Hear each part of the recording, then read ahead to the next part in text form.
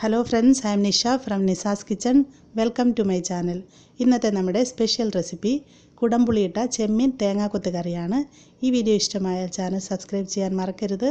റെഗുലറായിട്ട് അപ്ഡേറ്റ്സ് കിട്ടാൻ bell icon press ചെയ്യുക. ആവശ്യമായ ഇൻഗ്രീഡിയൻസ് എന്തൊക്കെയാണെന്ന് നോക്കാം. ചെമ്മീൻ 250 ഗ്രാം.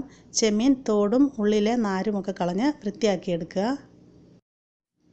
ചെറിയ ഉള്ളി അരിഞ്ഞത് 15 എണ്ണം.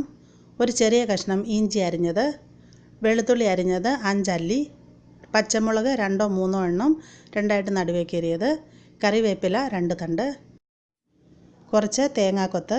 തേങ്ങ അതിൻ്റെ പുറത്തെ ബ്ലാക്ക് സ്കിൻ കളഞ്ഞ ശേഷം നീളത്തിൽ കനം കുറച്ച് അരിഞ്ഞെടുക്കണം.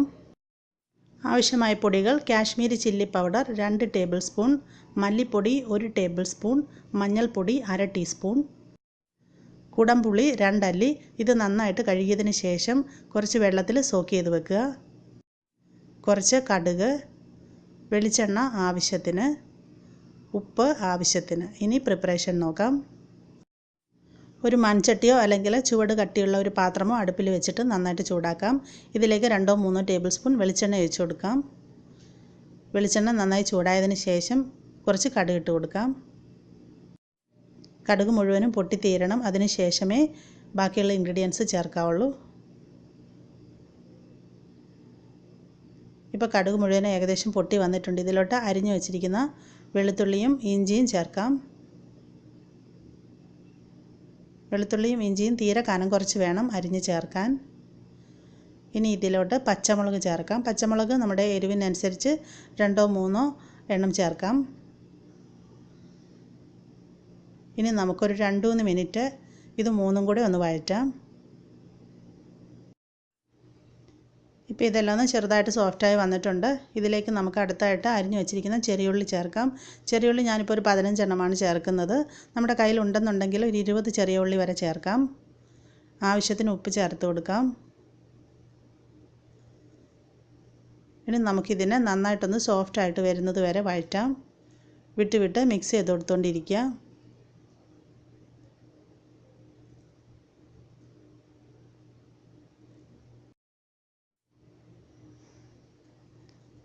ഇപ്പോൾ ഇതെല്ലാം ട്രാൻസ്പെറൻ്റ് ആയി വന്നിട്ടുണ്ട്. അടുത്തതായിട്ട് ചേർക്കേണ്ടത് തേങ്ങാക്കൊത്താണ്. തേങ്ങാക്കൊത്ത് ഇട്ട് കൊടുക്കാം. ഇതുപോലെ പുറത്തുള്ള ബ്ലാക്ക് സ്കിൻ കട്ട് ചെയ്ത് കളഞ്ഞിട്ട് നീളത്തിൽ കനം കുറച്ച് വേണം അരിഞ്ഞ് ചേർക്കാനായിട്ട്.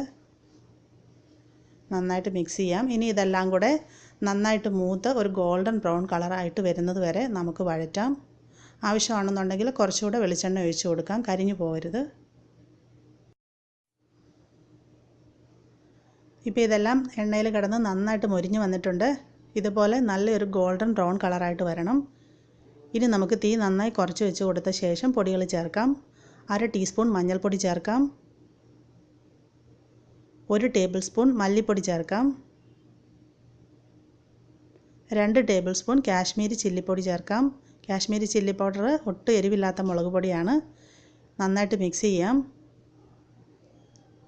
ഇനി നമുക്കിതിനെ ലോ ഹീറ്റിലിട്ടിട്ട് ഒരു 4-5 മിനിറ്റ് നന്നായിട്ട് വഴറ്റണം. ഈ പൊടികളൊക്കെ എണ്ണയിൽ കിടന്ന് നന്നായിട്ട് മൂത്ത് വരണം.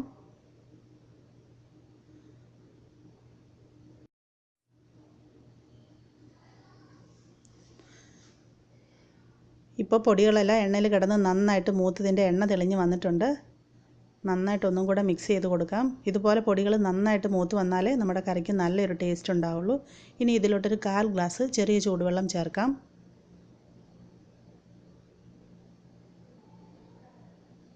മിക്സ് ചെയ്ത് കൊടുക്കാം. ഇനി ഈ വെള്ളം നന്നായിട്ടൊന്ന് കുറുകി വറ്റി വരുന്നത് വരെ നമുക്ക് കുക്ക് ചെയ്യാം.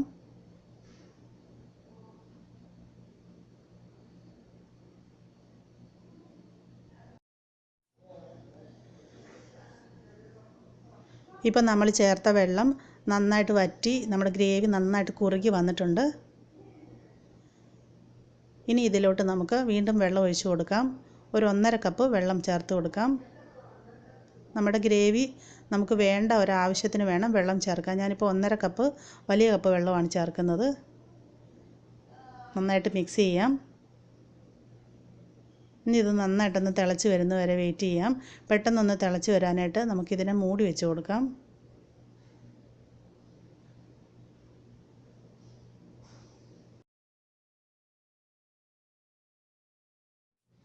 അടപ്പ് മാറ്റി നോക്കാം.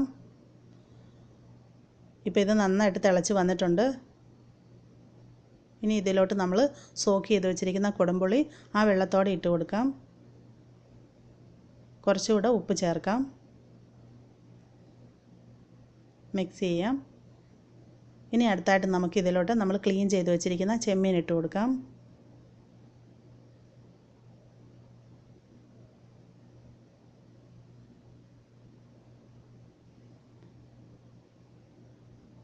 മിക്സ് ചെയ്യാം. ഇനി നമുക്കിതിനെ മൂടി വെച്ച് മീഡിയം ഹീറ്റിൽ ഒരു 15 മിനിറ്റ് കുക്ക് ചെയ്യണം. ഒന്ന് അടച്ച് വെച്ച് കൊടുക്കാം. ഇപ്പോൾ ഒരു 15 മിനിറ്റ് ആയിട്ടുണ്ട്. നമുക്ക് അടപ്പ് മാറ്റി നോക്കാം.